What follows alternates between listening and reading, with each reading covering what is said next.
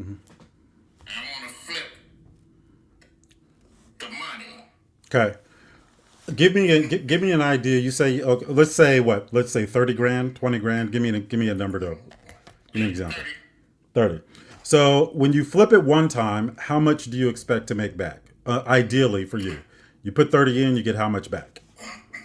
I figure I'll make five extra. Five. Okay, that's pretty reasonable. It's what a 20% return. No, it's a little under 20% return. Okay, that's pretty reasonable. Um, I could give you if you reach out to me. I can give you. I believe I have a link to the workshop.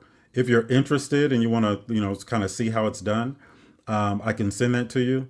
Otherwise, I can answer any question that you have right now. No, that's just it in a nutshell. Yeah.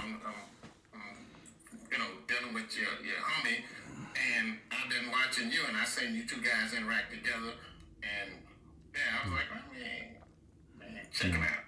Yeah, just make sure before you lend money to anybody that you have one your paperwork in order, and there is a closing company. On the West Coast, we use title and escrow. On the East Coast, they use closing attorneys. Make sure you never send the money directly to a person. That's where people get stuck. Even if it's legitimate, still never do that because there are other people involved in the process that will look out for you. We'll look out for everybody. Make sure things are happening as agreed. So there's a way to do that. If you're interested, reach out to me. I'll send you something. I've got a bunch of no. I'm sure I got a lesson on it. I'll send you the lesson and you can see if that's something you want to get involved in. Not with me, just in general. Okay. I just sent a message with my email. Yeah, I'll give you a phone number. You got a pen? Give me 1 second. No, you never have a pen when you need Are you going in the drawer with all them old soy sauce packets? You got a camera in my house? Hashtag black people. All right, go ahead. Area code 702 702 710 710 8030. 8030. Yeah. Just go ahead and text me your email address. Let me know who you are. You'll get an auto response. Just ignore it. It doesn't know why you're texting. And, I'm not supposed to be telling people to always text there because you're going to get a text back that says, hey, what do you want? Do you want this? Do you want this? Do you want this? Do you want this? So just go ahead and text me your information. I'll see it in there and I'll go ahead and send you some information on it. What state are you in? Indiana. Indiana? What part? I'm in Crown Point. Okay. There's a lot of opportunity in Indiana. Yeah. You know what? I've been getting calls. Everybody want to buy my house. But they keep building around here. You Yeah. know, they keep building and building and building. And it's like I had to keep telling the guy, no, I don't want to sell my house. Like, what would you, if you did? I mean, I'm hanging up on people. I don't know what's going on around in this area. Well, the Bears might end up in Indiana, but I Yeah. don't know what else that's going on. But yeah, I've been getting a lot of Yeah. phone calls. Yeah, I mean, there's a lot of opportunity around Indiana, but it's still even with opportunity, the opportunity can get as granular as a single property, a street. So we don't look at zip codes, we don't look at cities, we don't look at states. We evaluate every investment on its own merits, running the four data points, right? What is the cost? What is the cost to fix up? What's it going to be worth when I'm done? How much income can it generate? So be careful when if you're lending on a deal, you need to know how the deal. Like if somebody says, "Hey, can you give me $30,000? I'll give you back 20%," and you say, "Yeah, okay, that's fine." They may have the best intentions, but if they don't know what they're doing, you can lose that $30,000. You'll probably won't lose it all, but you can lose most of it. So what I would do first is learn how to evaluate a real estate deal, asking those four questions. We got to ask, answer, and interpret those four questions. Now, you also have a legacy builder, you said? Yeah. What are you, see, okay, what are you doing with those companies? Are you, uh, Well, They're not finished yet. I upgraded to the 2. Okay, so you have some stuff in your. I'm just waiting on the parent company, and then I have all 4. I already got bank accounts for the 3, but I'm waiting on the parent company, and Amen. then I have all 4 set. Okay. There's a way to put those to use as far as your overall structure goes. I always tell people talk to a qualified professional. I am not one. I will sound like one, but I am not a qualified professional. But based on my experience, I'll share some things with you that when you talk to a qualified professional, you can look out for. Okay. All right. All right, man. I appreciate you. All right. I'm going to send you back down. All right. All right. Later. All right. All right. So I love the questions. I do love the questions. All right. So there was a young lady. This happened. This is the third time this happened to a young lady, and I'm telling you guys, you get into real estate investing is one of those things where everything can go right and you still lose money.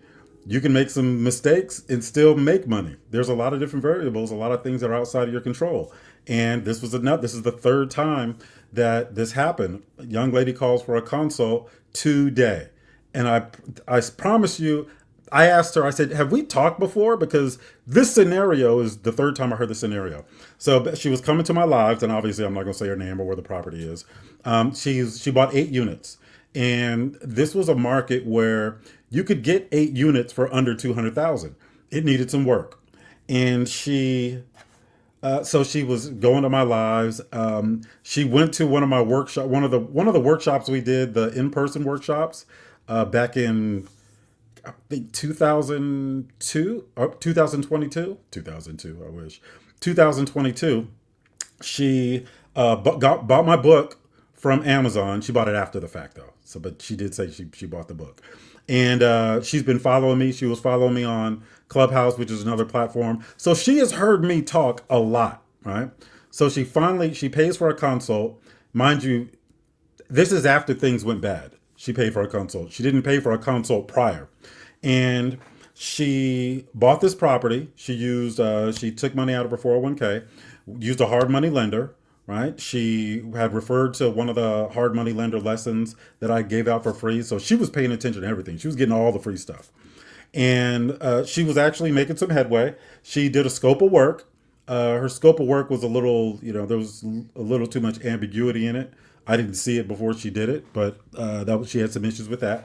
And she was actually making good progress. She bought it. She closed on it. She started the rehab process. You guys know that at our workshops, our virtual workshops, we go over the rehab process for this reason I'm about to tell you. So she's following the rehab process. And mind you, when you use a hard money lender or a lender that's going to be financing the construction, they want to know what you're going to do. So they are going to look at your scope of work, and they are going to do they're going to qualify you based on that budget. And they are going to do what we call a construction holdback. So they qualify you, they give you the money to purchase the house, less your down payment, and then the construction holdback sits so you can draw on it periodically. So every time you achieve a benchmark, you can draw on it. And I don't know why the hard money lender didn't pick up on this. So she's about halfway through the rehab, and she's getting signed off. Richard, all right, I got you, Richard. It just came through. She's getting the city inspectors coming to sign off on some permits. They put a stop work order on her project. Stop work order means, nope, spoiler alert, stop work, right? So she's not sure why, because everything is done up to code. The problem is she got the stop work order after answering all the questions of the inspector. So the inspector was asking a lot of questions about the scope of work, about what she was going to do going forward with the property. And it sounded like a casual conversation from what she told me. Before he left, he put a stop work order on that project and told her that this rehab was passing the threshold required for life safety measures. And this is pretty common. You guys hear me, some of you guys have heard me talk about this. I talk about it all the time, actually. Now, life safety means all of the code requirements having to do with life and safety: fire suppression doors, alarm monitoring system, smoke detectors, ingress and egress requirements, all of these different things. Now, the problem with that is she didn't include those things in the budget outside the normal stuff. Like, obviously, she's got smoke detectors and stuff like that.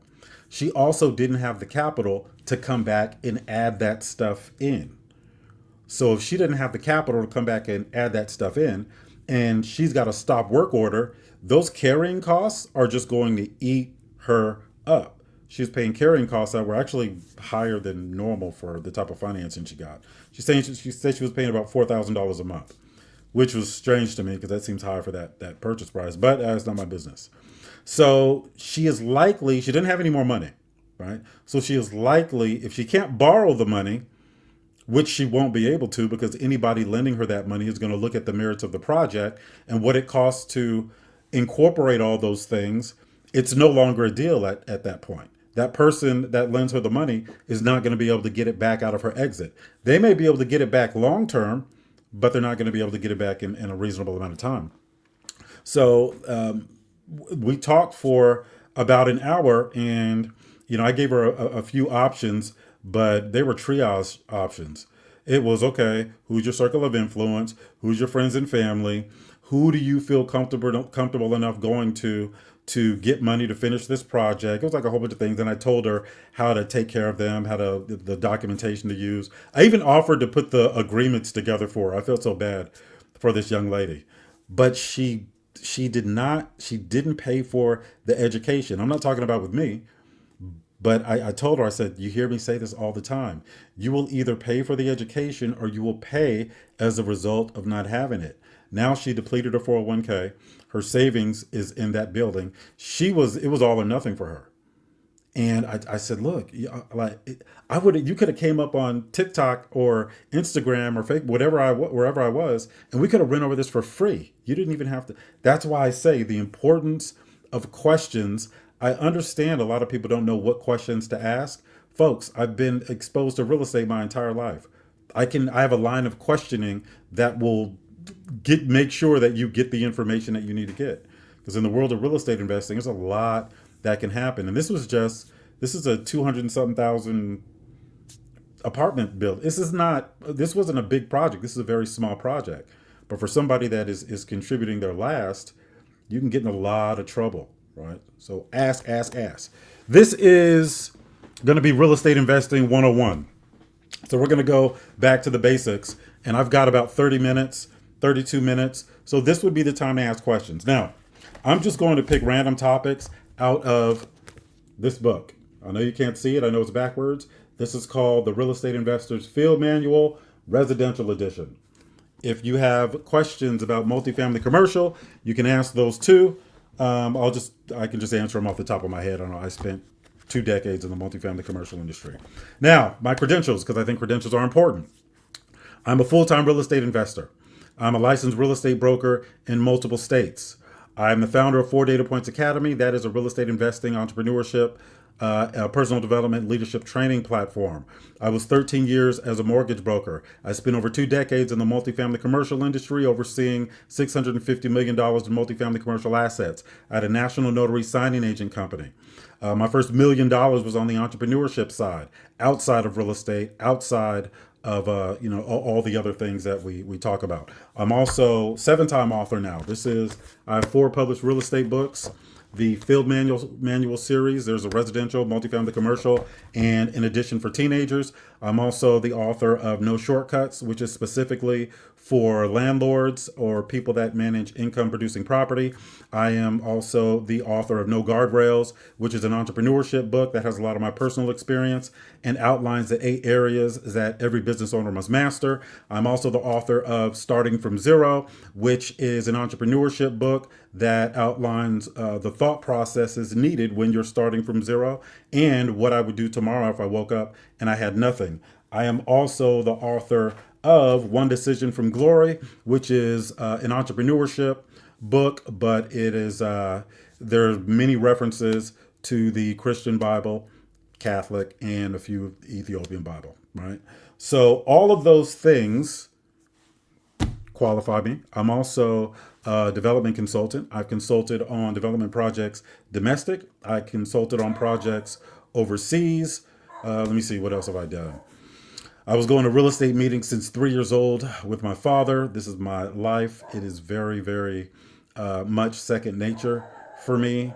I'm also the founder of our Venture U leg of the 4 Data Points Academy. That is an international business retreat. We have 2 of them a year. They always sell out. Our next one is in Medellin, Colombia for you entrepreneurs. This is for people that have an idea they want to bring to market or are already in business, maybe self-employed, that are looking to scale their business up. So, all that being said, any question you have, if I can't answer it for you today on the spot, I will get you the answer after the fact. I will let you know what I'm an expert in. I will let you know what I'm not an expert in. And here I was thinking I wasn't going to have class tonight. Yeah, I'm still waiting for that call. I may have to shut this down too, but I got to make myself available. Like I said, I will tell you what I'm an expert in. I will tell you what I'm not an expert in. There are too many people out there posing as experts. When we start talking about legal structure, I have a lot of experience in legal structure, but it is my experience. I'm also, when we were doing our in-person event, or events around the country, we had partnered with a company, these attorneys that were doing legal structure. That's all they did. They came on the road with us. So I've sat through probably 40, 90-minute legal structure presentations. But I will always tell you, on matters of legality, consult a professional. On matters of tax information, consult a professional. On matters of legal structure, consult a professional. If you don't know what questions to ask that professional, I will tell you. We do have a document prep management side of things. It's for land trusts only. I am an expert in land trusts. I was trained by attorneys in land trusts. Our land trust package was vetted by attorneys. It is the best package out there. I do not want to be in the land trust business, which is why we don't promote it to the general public. But any of you folks that have something in your personal name right now, if you have real estate in your personal name, you are exposed. What's up, baby girl? I meant to call you. I'm gonna call you. I'm a horrible dad. I forgot, but I'm gonna call you. All right. Any questions? If you have questions, just put them in the chat. So I'm just gonna pick a random topic and I'm gonna teach y'all. All right. Any questions about them credentials? Okay, y'all got to get better about asking people's credentials. Oh, you know what? Shoot, we're on other platforms too, huh? Yes, we are. All right. If anybody else is on any other platform and you have a question, just let me know. Hold on a second.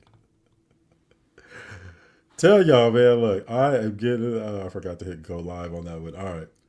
Oh, my face is so big on this one. All right. I'm horrible. Shout out to shout out to Daniela, but also always. But shout out to Santiago, who is our newest team member. He takes care of all the technology. I tried asking a question, but the request would not let me in. Question about deed in lieu. I am assuming you were talking about a deed in lieu of foreclosure. I'm pretty sure there's a better way, but I'm gonna invite you up. Hold on. Go ahead and request to come up, whoever that was.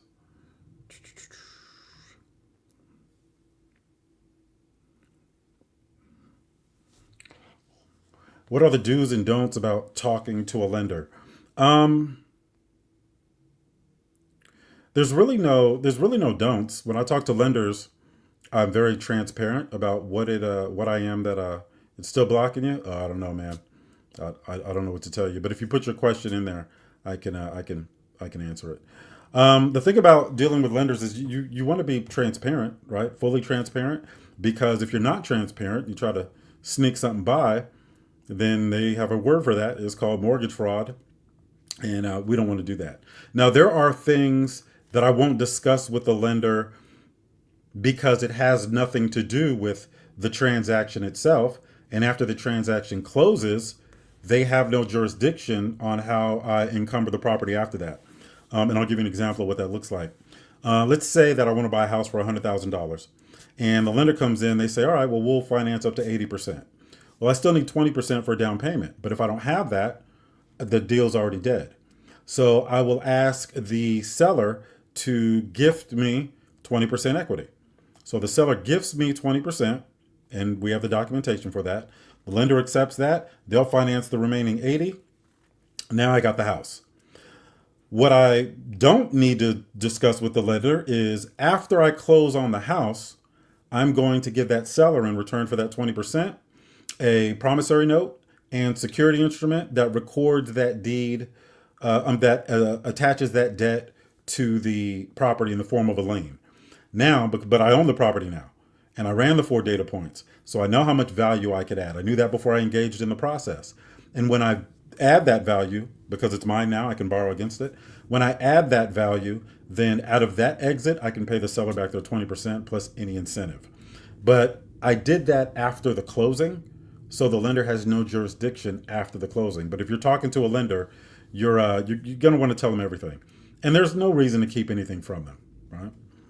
They know I am not adversarial and will work with me. They said cash back on the table. What kind of stops or questions I should ask them? Issues with solar panels and a UCC? Indeed. You need to call me for a consult because I love all them questions, but you got a lot going on at one time. I only want to know four pieces of information. And this is the deal itself. What does it cost? What does it cost to fix up? What's it going to be worth you're done? What's it going to be worth when you're done? How much income can it generate? That's all I care about as a real estate investor. Those are the 4 questions we ask, answer, and interpret. So if you ask those questions and you answer those questions, I can help you interpret those questions to see what the best way forward is. All right. Seller financing. Smetterling, what's up? Seller financing I can teach in 3 minutes. It's not really, that's one component to doing the creative stuff, but you can do a seller financing deal. And I have people actually, this comes up a lot. People will get into a seller financing deal, and because it's so easy to get into, they just jump into it, right? But I have a war story about seller financing too. There was a gentleman bought a house for $200,000. The seller, no, it was an investor. It was an investor. An investor reached out to the new investor. So a seasoned investor, let's call him the shady investor, reached out to the new investor. He said, hey man, I got this deal. I got a tenant in here. It's netting $400 a month cash flow. I'll give it to you for 200 grand. Guy says, well, I don't have, I can't qualify. I don't have a down payment. He said, I will seller finance you the whole thing. And I think he asked him for like a couple of grand for closing costs, because for title insurance and some of the other things. It was maybe like 3 or 4 grand, right? That's all the guy had. So they went and executed the deal. Now, when you execute a seller financing deal and you walk away from the closing table, that seller is now your lender. And based on whatever you agreed on, those terms, you got to start making payments. So about a year and 10 months into it, the shady investor calls the new investor again and says, hey man, I was wondering, how you're doing. I didn't get any notifications about you paying the remaining balance. And the new investor goes, well, I thought we talked about 30 years. I had all types of time. He goes, no, we talked about 30 years. That was the amortization schedule. That's how we calculated the monthly payment. We did it over 360 months. Give or take. Maybe it's just less than 30 years. So the gentleman says, okay, well, let me just go replace your financing with new financing, right? The problem is, and this happens all the time, when he went to look at what the property was worth about 195. But because it was so easy to get into, and because all he had to do was sign his name on a piece of paper, and he's making $400 a month because there was already a tenant in there, he jumped on it because he thought, hey, I have nothing to lose, right? Like, how bad could it be? And because that balloon payment was in place, and for those that don't know what a balloon payment is, you guys got to pardon my eyes. I'm focusing on TikTok, but I'm on a couple other platforms, so bear with me. And if a question comes up and I don't see it, just bear with me. So it was worth about 195. And for those that don't know, a balloon payment means whenever that balloon payment date hits, the remaining balance is due. And you typically do that by refinancing, right? I mean, you can always write a check for the remaining balance, but a lot of people don't do that. So this buyer, who is now the owner, the new investor, he's got him dead to rights. And there are penalties. He can foreclose if that balloon payment isn't paid, right? So the shady investor says, hey, look, I'll work with you on this. The shady investor knew what he was doing. He goes, I'll work with you on this. We'll just restructure terms. Because if we don't, the alternative is foreclose. If you can't pay me, we had an agreement. What happened was the new investor did not read all of his documentation. And the promissory note, there's a balloon payment in there somewhere. And he missed it. And they closed. And what do you think that shady investor did? He didn't foreclose on him. He just refinanced the seller financing. And you best believe the new investor looked at it this time, but it's too late because the interest rate that they refinanced at ate up almost all of that $400 a month. So that property was no longer an asset to the new investor, but that debt was an asset to the shady investor. So if you don't know what things to look for, it's not, real estate investing is about looking at a bunch of different things at the same time. And you have to be trained on doing that, right? I'm looking at Instagram over here and I'm seeing my face. I don't know why my face is so big on Instagram. And it's not because that's how God made me. It's because the way it's formatted. So I saw one of y'all was in roast mode typing right now. All right. So let's teach something. All right. I'm going to ask you guys. I'm going to go over all the things that I teach. I'm just going to rattle them off. And you let me know which one you want me to teach. What do you look at? Now I've got this is my cell phone. This is my computer. And this is, I'm in StreamYard, and that's another thing on my computer. And then I got my iPad right there looking at something else. All right. Analyzing the 4 data points. Analyzing the property. Exit strategies. Due diligence checklists. Hard money. Funding sources. Government loans. DSCR loans. That stands for debt service coverage ratio. Private lending. Creative financing. Intro. The 4 principles, right? It's really the 4 principles of structuring deals creatively. Lease option strategies, seller carryback, bridge strategies, subject to financing. Land trusts, one of my favorites. Tax deeds, exploring all the deeds, phases of construction, flipping risks, hiring contractors, the 10-step remodeling plan, mastering soft costs, 60-day action plans, landlord launchpad, legal compliance. Why or why not? Like, why do some things, why not do other things? Forming the entity, running the project, finding off-market deals. And that encompasses all 200 pages. Due diligence, private lending. All right, it's the first one. She types fast. All right, what page is that? Due diligence, private lending. Where did I say that? Private lending. Let's go private lending. Private lending we kind of went over, but I'll take a... This is just the proof book. So I got the first proof of this book, and I was like, yeah, no complaints. I'm a horrible editor. Because I gave it to somebody else. It was like, you don't have no page numbers in here. I was like, I should probably add that in there. All right. Okay, let's talk about due diligence. Due diligence. So due diligence, for those that aren't familiar, it's the stuff you got to look at during your inspection period, right? So when you put an offer in on a house after you've run the 4 data points, and mind you, the 4 data points is just, that helps you rule out properties, right? I'll look at 60 deals. I'll run the 4 data points on, all 60 of them, and 59 of them are trash. By the way, I only run 2 data points. If they pass, then I'll continue. If they don't, I rule them out, because if they don't pass those two, the rest don't matter. First thing I look at, due diligence. I look at 2 data points, and I want them as far away from each other as possible. Data point number one, what does it cost, or what am I willing to pay?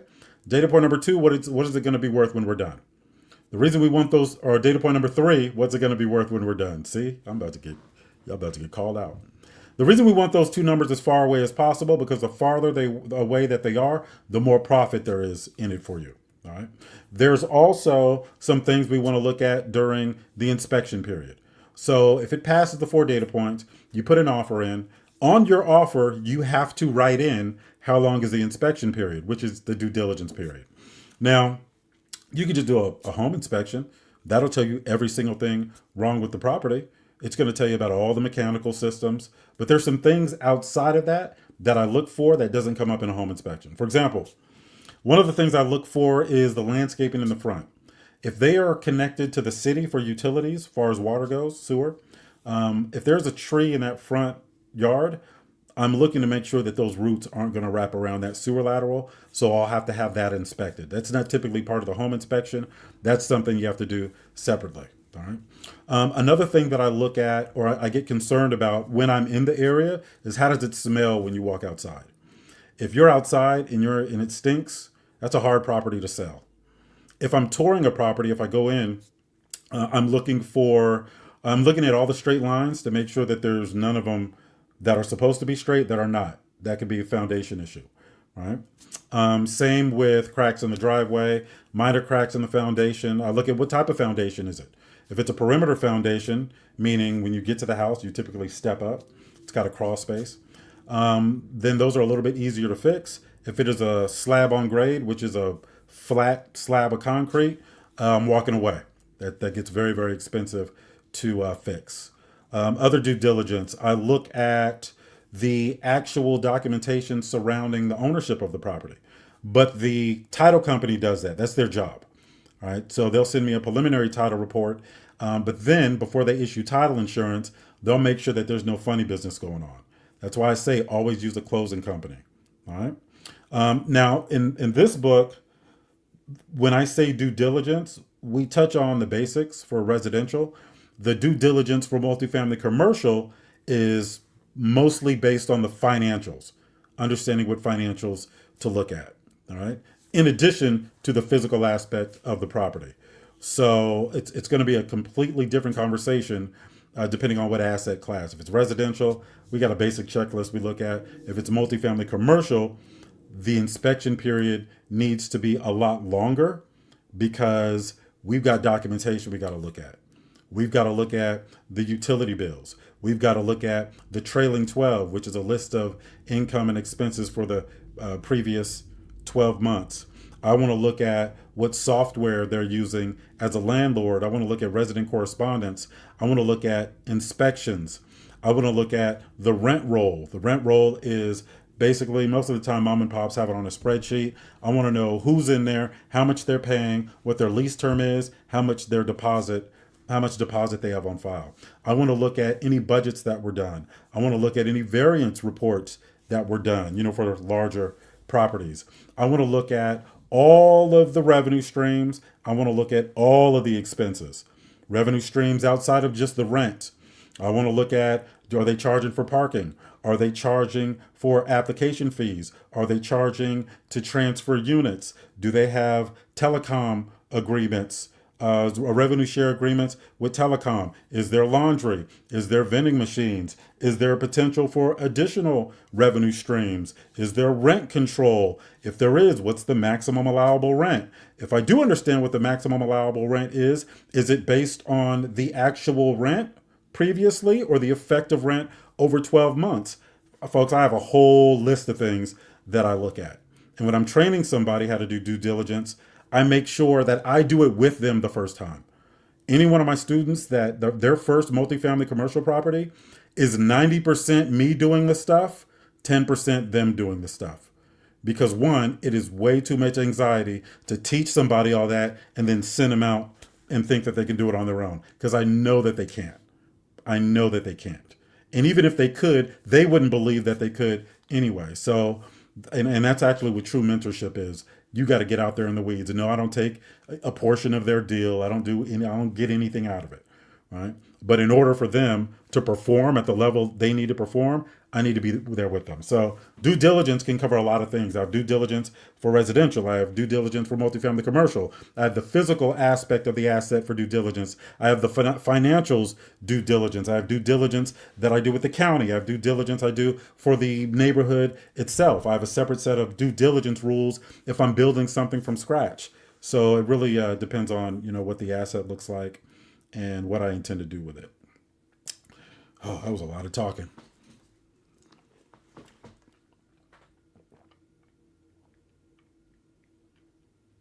I look suspect. I look suspect when I'm sucking out of a straw. All dudes look suspect when they're sucking out of a straw. It doesn't matter what you say. If you suck on a straw after you say it, it negates anything you say.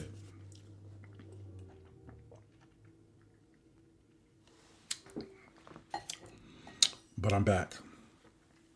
All right. What else you guys want to learn? You said due diligence, and you said something else. Could it get any smaller? What else you guys want to learn? All right. I got 9 minutes.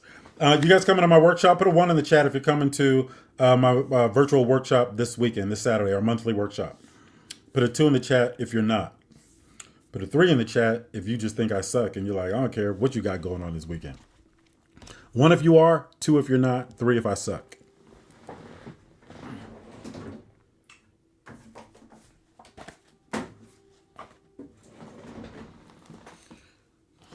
Thank you, Cookie. Sunday Anderson, what's going on? If you guys if you guys own real estate and you guys are landlords or you're getting ready to be a landlord, do not make a move until either you come to one of my workshops, look at one of my lessons, or get this book. I priced this book really low. It's called No Shortcuts. And it's the first time landlord's guide to building wealth through rental real estate. This is based on 2 decades of experience in the multifamily commercial industry. Amen. I was overseeing $650 million in multifamily commercial assets. I had 80 direct reports. I was doing annual budgets, income, and expenses of $80 million. So everything you can think of with respect to owning income producing property, I have experience in, and I put it all in this book. Right. Of course, I would answer any question that you wanted if you came up, and it's on Kindle for like $10. Some of my books I didn't put on Kindle. I ain't put this on Kindle. Amazon wanted me to. They tell you like there's some incentive for putting it on Kindle. This book is $97. I'm not putting 40 something years of life experience for no $10. But anyway, all right. Schmetterling. I think you already came to one, huh? That's what's up. All right, I got 7 minutes. Some of you guys asked about this one. This is not a real estate book. It's called, I know it's backwards. It's called Starting from Zero. This is not a realist, and I don't have my picture. I didn't put my picture on this book. Vain, huh? All right. I'm vain. I'm about to stop production just so I can add my picture to my picture. I'll just play it. I get so sick of looking at myself. All right. If you guys, so that is Starting from Zero is an entrepreneur book. If you're an entrepreneur and you're struggling getting off the ground, I've got some personal stories in that book. It's a lot of my personal stories and a lot of what I went through to obtain this thought process that I have. I know when you get to a certain level, some of us let the world think we got it all figured out. Some of the things I did right, it was only because the right way was the only way left to do it. I did it wrong 99 times. And I don't want you guys to have to go through that. So if you guys are, and it really talks about taking charge of your own journey. Like the subtitle is Own the Journey or Someone Else Will. And that's based on what my dad used to tell me. He used to always say, look, you either have a plan or become a part of somebody else's plan. So, time and place for the workshop. It is virtual this Saturday at 8 a.m. Pacific time. We keep it small. So reach out to me or just text me the word workshop. I will put the number in the chat. Can somebody else type it in the chat for me and put it up there? Let me know when you got a pen. I need to get that one starting from zero. Yes, Denise. and this is real. This is me, right? This ain't Chat GPT. Some of y'all be out there Chat GPT and books, and then and then get your card pulled during the podcast interview. So tell me about when you well, da, da, da, da, da, da. Huh? What? Huh? You start stuttering. Go ahead if you guys DM me the word workshop. I'll send you the registration link. If you just if you DM me, just screenshot my name or whatever. I'll send you the link. All right. Okay, you guys got a pen? The phone number is 702. Oh, I forgot I'm on Instagram too. 702 710 8030. Don't mind the auto response you get. Just ignore it. I'll see it. What's up, Robbie? Fancy background. Look, I didn't change the world from this room, man. I tell you. I need to get no guardrails. If you guys look at 4 Data Points Academy, the number 4 Data Points Academy in Amazon, all the books will come up. The all the books will come up. One Decision from Glory is the that's the book that took me the longest to write, and I wasn't going to put it out. That was a tough one to write. That gets very personal. And it is an entrepreneur book, right? Yeah, 8030. Yeah, it's there's a lot of it's not a religious book. One Decision from Glory, yeah. And the thought process behind that was people have no idea because you're in your circumstances, and a lot of people over time will allow themselves to be defined by their circumstances. I've been there. I lost everything. I was broke for very long, like almost a decade, trying to get back and starting entry level, in corporate. I started back in corporate. This is after making hundreds of thousands of dollars a year back in, the early 2000s. I started back in corporate making $15 an hour after all that. Lost everything and had to build it back up. And those are some very dark times and some storms. And fortunately for me, that was also around the time I'd gotten into ministry. And so I think that got me through it. But it's the hard truth about, how the world really works. And I got tired of people, especially during that time, people would always want to quote scripture. And I've been in ministry before. I'm not somebody you can quote scripture to because I'm going to pull your card. I'm going to say, okay, that's great. But did you read the whole thing? This book, I changed the cover on it, so the cover's not the same anymore. This is the old cover, right? But if you go look at One Decision from Glory now, it's different. I designed the new one, the new cover. But I was, it's given the entire perspective about what the Bible says about business, right? And I got tired of people picking, scripture to support their argument at the time. So, I also addressed a few other things in that book. Pastors driving, $250,000 cars in impoverished neighborhoods where people can't even afford to pay, a basic light bill. I get on their necks too. So and there's some very dark times in there that I share. So don't get that one if you ain't ready to hear the truth. Somebody's gonna be mad at me for that one. But I also don't care. I don't know if you guys have guessed that or not. All right. Workshop. All right, Jelani, I got you. I'm going to go back when we shut this down. I'm going to go back and, respond to all you guys. Otherwise, Danielle will do it tomorrow morning. I'm going to stop the live. I'm going to stop these other lives. I'm going to stop the Instagram. If anybody's on there, appreciate you guys coming. TikTok, I'm going to stay on with you guys for a little bit longer.